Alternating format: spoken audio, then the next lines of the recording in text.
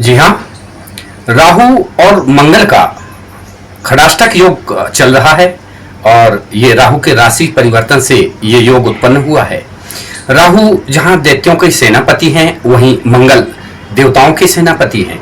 ऐसे में दोनों का आमना सामना और खड़ाष्टक दृष्टि ये थोड़ा सा चिंता का कारक है।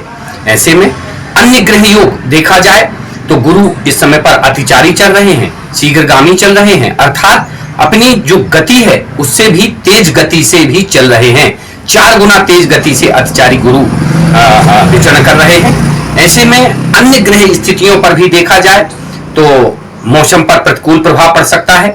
साथ ही जो पूर्णिमा की स्थिति है, आगामी जो पूर्णिमा है उसमें कई प्रकार के प्राकृतिक प्रकोप, भूकंप इत्यादि की स्थितियां विश्व में और भारत सहित अन्य देशों को परेशानी में डाल सकती हैं।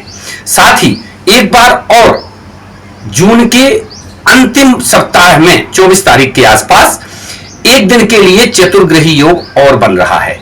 यह चतुर्ग्रही योग निश्चित तौर पर अशुभ ही माने जाते हैं। शास्त्रों का कहना है एक राशि यदायन्तौ चत्वारः पंचखेचरा पिलवन्तु मही सर्वे जलेन रुद्रेण वा, अर्थात एक राशि में 4-5 ग्रहों का जन्मवाला जब भी होता है तो ये शुभ नहीं माना जाता है। ऐसे में फिर से एक बार देश दुनिया को सावधान रहने की आवश्यकता है। अन्य ग्रह स्थिति में अगर देखा जाए तो वर्तमान समय पर 9 तपा के ग्रहों योगों की स्थिति और 30 तारीख को जो ग्रह परिवर्तन की स्थिति है, तो 30 मई को जो ग्रह परिवर्तन की स्थिति बनेगी ये 9 तपा के बीच में बन रही है, अर्थात 9 तपा 25 मई से और 2 जून तक रहेगा। यह 9 तपा सूर्य के रोहिणी नक्षत्र में प्रवेश से होता है और जब सूर्य रोहिणी नक्षत्र में आते हैं तो सूर्य की लंबवत किरणें पृथ्वी पर पड़ती हैं, जिससे भीषण तपन काल प्रारंभ होता है। लेकिन इस बार ग्रह कालिक स्थिति के अनुसार पूरे मई माह में बारिश होती रही और अंत में 9 तपा में भी बारिश होगी। साथ ही जून महीने में शीघ्र ही अनेक ग्रहों का जो अस्त हो रहे हैं, कुछ ग्रह राशि परिवर्तन कर रहे हैं, तो ऐसे में कुछ ग्रह उदय भी हो रहे हैं, तो इसका असर भी जो है तो ग्रह स्थिति पर पड़ेगा, जिससे बेमौसम बरसात, आंधी तूफान इत्यादि की स्थिति बनेगी। खास तौर पर पूर्णिमा के आसपास भूकंप इत्यादि की स्थितियां बन सकती हैं।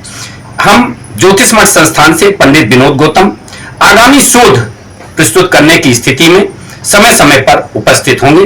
तब तक के लिए नमस्कार।